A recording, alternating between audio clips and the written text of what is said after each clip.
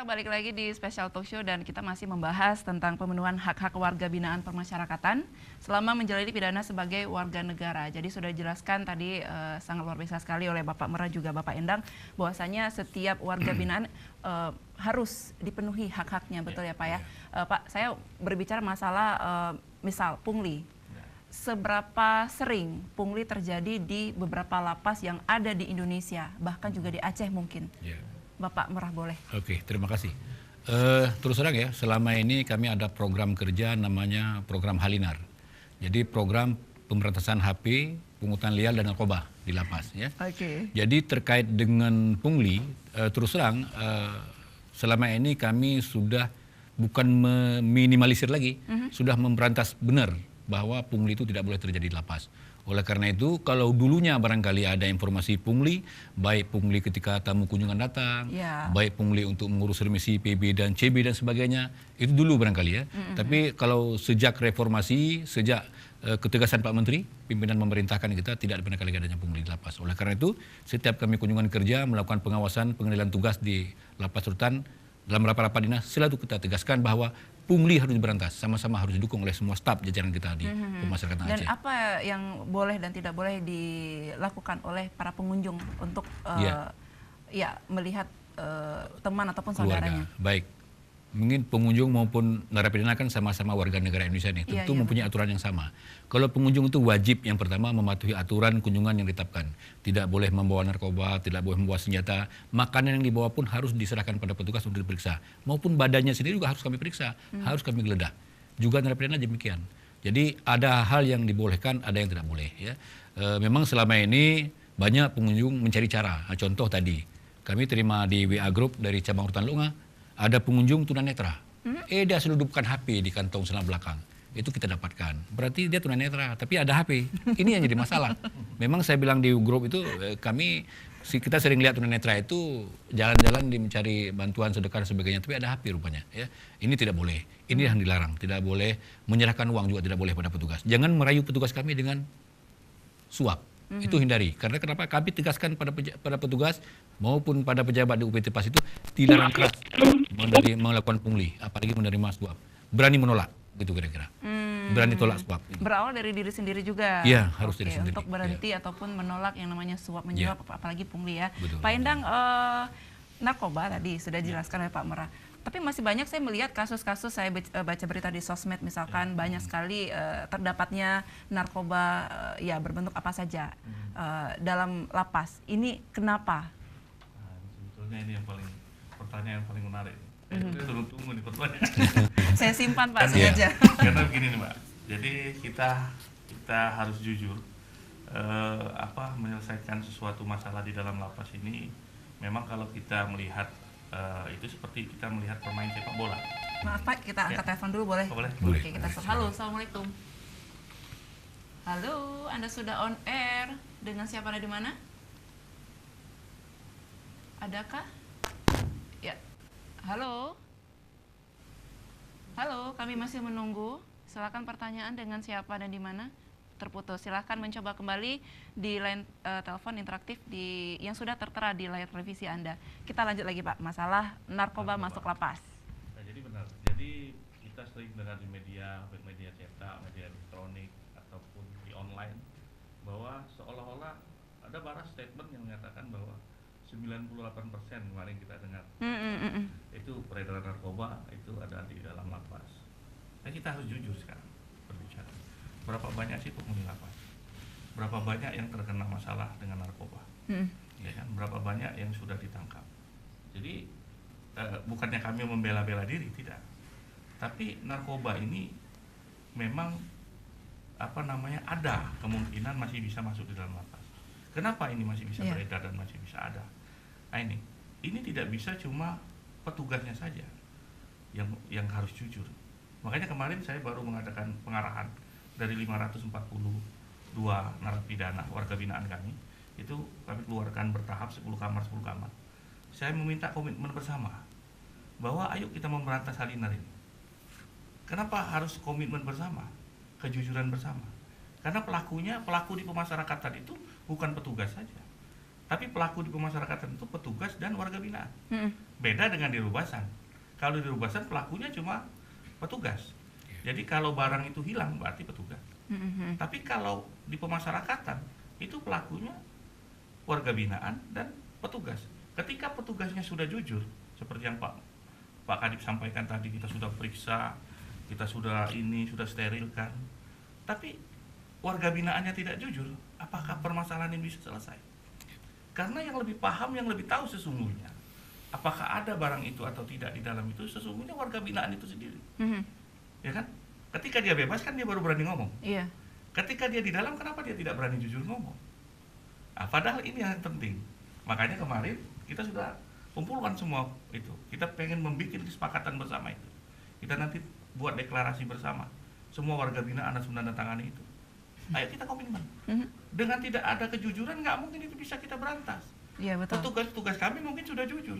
Berapa kali petugas kami bisa menangkap narkoba yang bisa kita tangkap.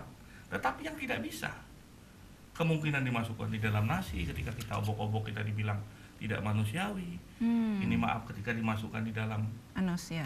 Kemaluannya seolah-olah dia lagi main haid.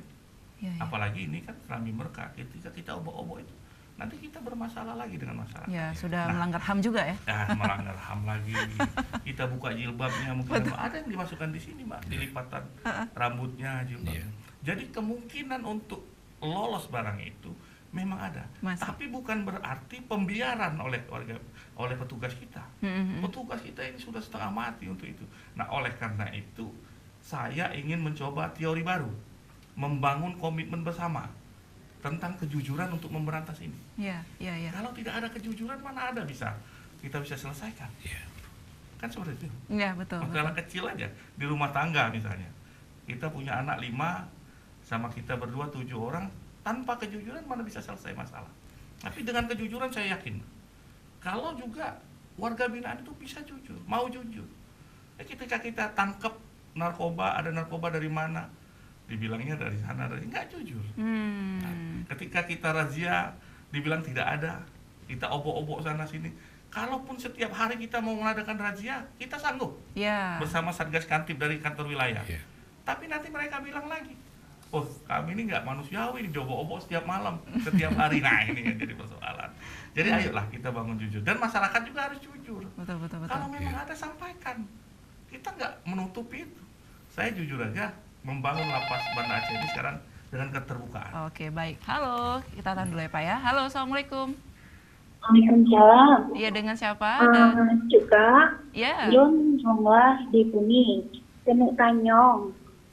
Nyo saudara lun ke letun ataupun agaknya divonis letun penjara. Cuma Jino baru jalan 2 tahun, agaknya dijalankan dalam penjara. Ya. Nyo dibancara supaya agaknya bagah bebas. No, pemantang syarat dari Bapak Lapas, mungkin kebijakan dari Bapak Lapas. Baik, terima kasih. Ya, Cuk Kak, halo. Kasusnya? Halo Cuk Kak. Waduh, terputus. Cuk Kak, cepat kali tutup teleponnya. Adik belum selesai nanyanya. Oke, belum dijelaskan kasusnya apa ya Pak ya. Bisa. Nah, mungkin kita bisa ambil kesimpulan, mungkin beliau mengharapkan remisi. Nah, ini seperti apa? Apakah syaratnya boleh Pak? Baik, terima kasih kepada Cuka di Pungi tadi ya. Memang kalau pidana 3 tahun, kalau memang dia kasus pidana umum, kalau sudah jalani 2 tahun, itu bisa kita usulkan pembebasan bersyarat. Ya. Kalau pidana umum sudah jalani 2 tahun, saya yakin itu warga binaan, saudara kita dalam lapasnya sudah mendapat remisi. Karena remisi kan 6 bulan masa jalani hukuman sudah dapat remisi, berkeluarga baik ya, berarti berkeluarga baik. Tapi kalau beliau itu kena pidana kasus korupsi, belum bayar subsidi atau uang pengganti, tentu tidak mendapat remisi, tidak mendapat pembebasan bersyarat. Saya yakin kalau mudah-mudahan ya pidana umum, kalau memang tahan di mana silakan nanti jumpai bagian pembinaannya di lapas untuk diusulkan pembebasan bersyarat. Oh, bisa diusulkan oleh keluarganya sendiri. Biasanya Pak untuk masa tahanan 3 tahun atau 5 tahun ini biasanya kasus seringan apa atau ini kasus kriminal biasa? Saya pikir ini kasus kriminal biasa. Seperti pencurian atau narkoba. Karena narkoba pun dipidana di bawah 5 tahun dia bisa dapat pembebasan bersyarat. Sudah 2/3 nih, sudah 2/3 jalannya hukumannya bisa bersyarat. syarat ya. Betulkah seperti misalkan 17 Agustus mereka mendapat remisi semuanya? Ya tentu syarat mendapat remisi itu pertama berkelakuan baik, yang kedua telah menjalani 6 bulan masa pidana sejak ditahan. Kalau memang sudah 6 bulan masa pidana dia kelakuan baik, tentu dia dapat remisi pertama setelah 6 bulan itu. Oke, dan tadi juga Cutka tidak memberitahukan di mana lapas benar. apa ataupun di mana ya? Iya. Oke, baik. Mungkin Cutka ada yang masih enek-eneknya gitu yang pengen dikeluarkan, boleh dilanjut telepon lagi sambil kita bertanya langsung lagi kepada Bapak Endang. Pak, tadi mungkin sempat terputus bagaimana kita masih berbicara masalah narkoba nih, Pak. Apakah ada kong kali kong antara keluarga si warga binaan menyuap? Apalagi si petugas, kita bisa mengatakan bahwasanya dengan gaji mungkin kita tidak cukup kalau kita tidak bersyukur.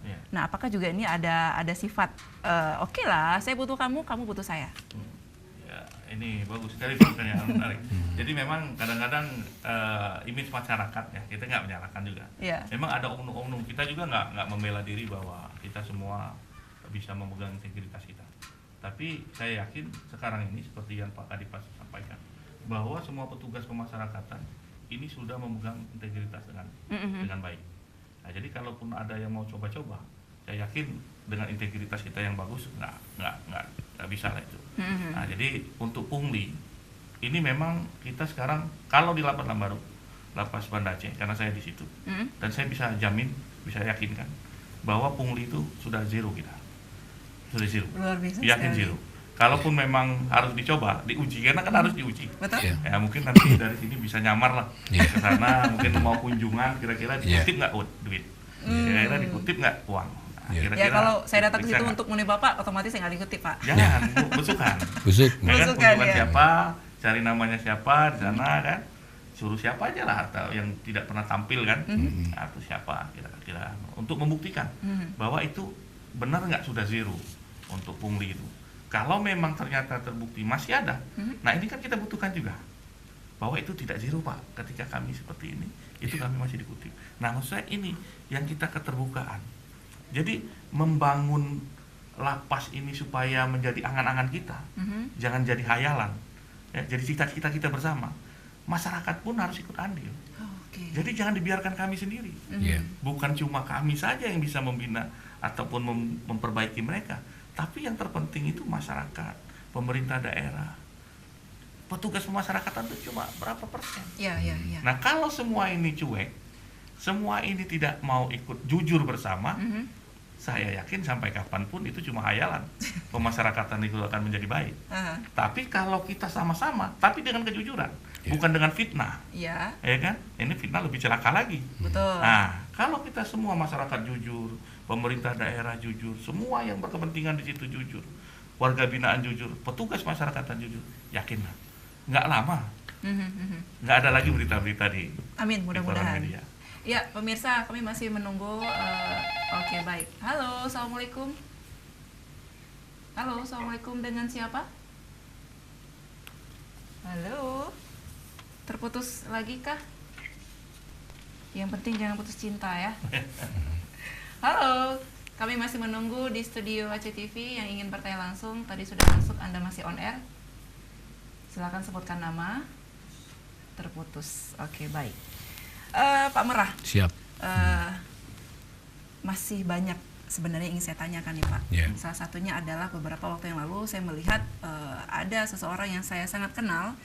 Dia terlibat kasus korupsi, ya, dan dia masih dalam masa tahanannya. Tetapi kita berbicara beberapa waktu yang lalu nih, Pak, bukan saat ini ya, Pak Endang, mohon maaf. Kemudian saya melihat beliau suatu hari sudah ada di daerah PD misalkan.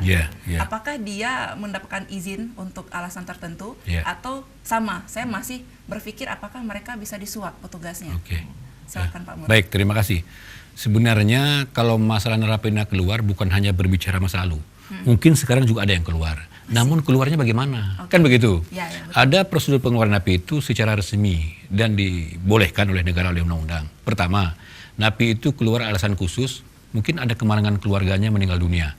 Orang tuanya, mamanya, istrinya atau anaknya. Yang kedua, ada izin khusus untuk keperluan menjadi wali nikah di luar. Mungkin ada adik kandungnya menikah, dia menjadi wali karena orang tua sudah meninggal. Ataupun alasan ketiga, membagi harta warisan. itu dibenarkan oleh aturan ya. Mungkin masa lalu kita melihat napi itu keluar yang kita lihat di luar prosedur. Kita tidak pernah menanyakan pada napi tersebut mana izin keluarnya. Karena proses izin keluar itu harus melalui permohonan keluarga mengetahui kepala desa kepada kalapasnya. Misalnya ke Lapas Banda Aceh. Nanti dia pihak lapas melakukan sidang TPP lagi. Kalau memang hasil keputusan sidang TPP diberikan izin keluar, tentu pengeluarannya harus dikawal oleh polisi.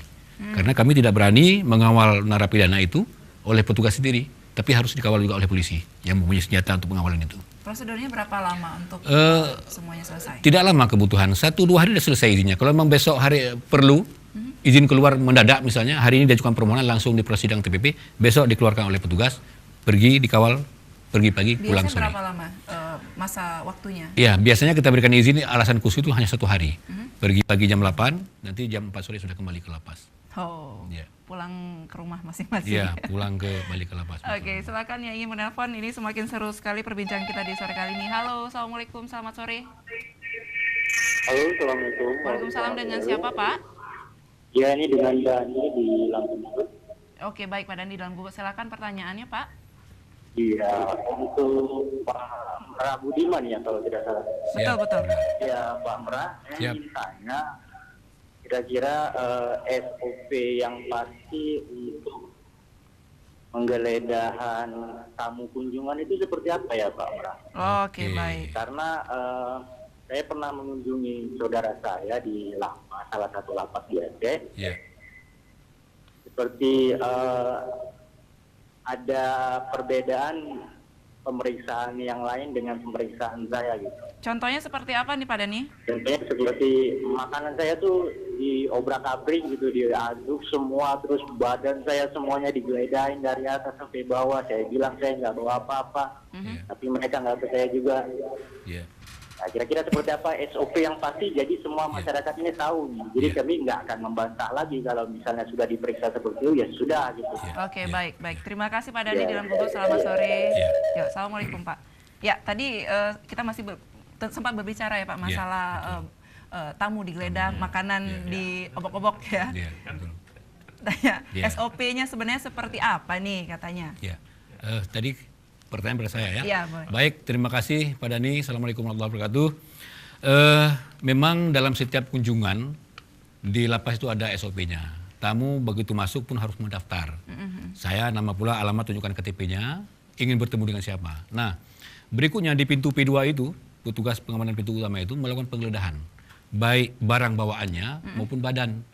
Nah, bagi tamu pria, tentu yang periksa petugas yang pria, laki-laki. Tapi bagi tamu wanita, diperiksa oleh petugas wanita di kamar khusus. Ya.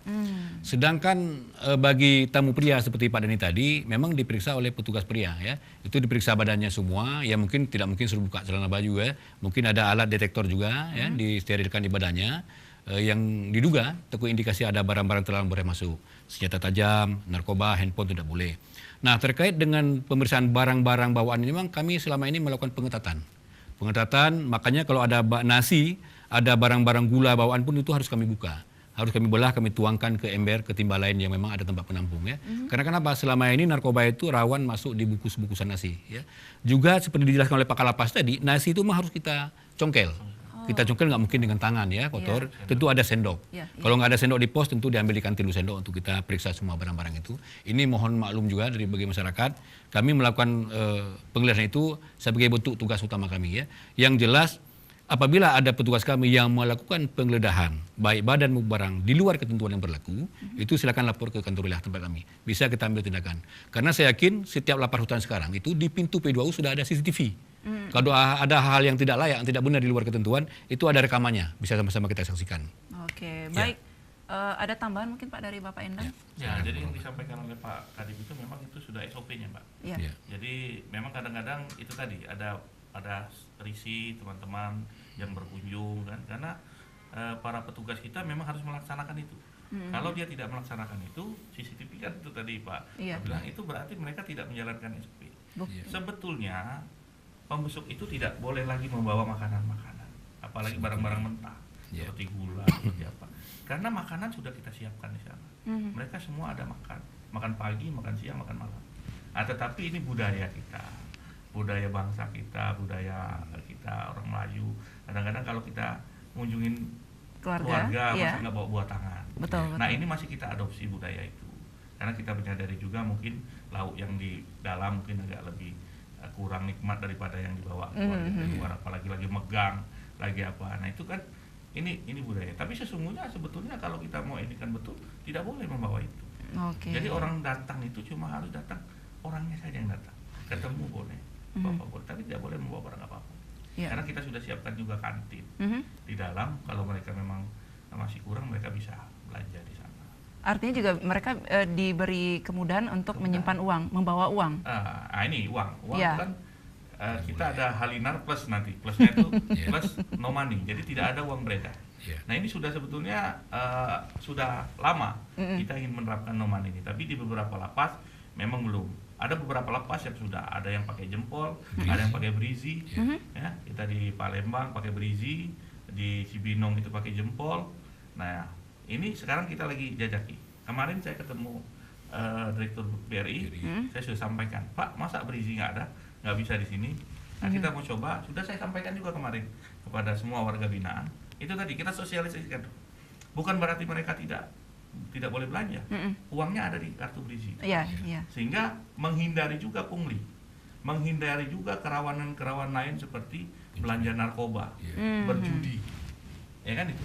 Kalau uang cash kan mereka bisa pakai untuk berjudi, bisa pakai untuk beli narkoba. Kalau dia beli narkoba dia nggak bisa lagi kalau sudah pegang kartu berizi. Masa ada untuk geseknya itu di dalam kamar? Nah ini untuk menghindari itu. Nah mudah-mudahan insya Allah ini menjadi masih PR kita bersama sama Pak Kadipas, sudah kerja keras sama Pak Kanwil, kita coba untuk itu. Amin, mudah-mudahan ini bisa terwujud ya Pak ya. Terima kasih banyak untuk Pak Dhani di Lam Guguk tadi, pertanyaan sangat luar biasa sekali, bagus sekali. Dan saya ingin bertanya masalah ini Pak Merah. Warga binaan yang remaja, usia remaja, kemudian perempuan, laki-laki, apakah ini juga digabung atau bagaimana? Baik, terima kasih. Jadi begini Bu Tia, di Aceh itu sekarang khusus perempuan sudah ada lapas perempuan di Sigli. Itu ada lapas kelas 3 itu khusus dihuni oleh napi perempuan. Walaupun pengamanan pintu utama itu ya oleh laki-laki, petugas pria, tapi tidak mesti masuk ke blok ya. Kalapasnya juga perempuan. Petugas pembinaan dan sebagainya juga perempuan di dalam ya. Nah, sedangkan napi anak itu selama ini kita tempatkan di lapas khusus anak, namanya LPKA, Lembaga Pembinaan Khusus Anak, Penempatan Khusus Anak. Itu di Lambaru, di samping lapas Lambaru ya. Itu ada 12 penghuni sekarang di LPKA itu. Sementara di beberapa lapas rutan lainnya itu yang di luar kota Banda Aceh, itu memang kita akui masih ada narapidana wanita. Masih ada narapidana perempuan yang memang belum dipindahkan ke Sigli yang perempuan khususnya. Kenapa? Ada yang karena ini pidananya masih rendah, ada yang karena faktor jauh dengan keluarga. Contoh Kutacanya, ketika kita napi perempuan Kutacanya yang kita pindahkan ke lapas Sigli, ini juga masih menjadi masalah. Masalah mereka jauh pembinaan dengan keluarga. Masalah mereka susah dibezuk oleh keluarganya. Ini juga faktor kemanusiaan juga kita pertimbangkan dalam hal pelaksanaan pembinaan narapidana sebagai warga negara di lapas rutan di Aceh itu. Nah, baik. Kalau untuk adakah warga negara asing yang saat ini berada di lapas? Menyangkut dengan warga negara asing, itu ada di Rutan Sabang. Ada 3 orang. Pertama kasus penipuan, yang kedua kasus dokumen. Itu mungkin pelanggaran keimigrasian. Jadi sekarang mereka jadi pidana di Rutan Sabang. Oh, di Banda Aceh ada 1 orang ya. Di Banda Aceh.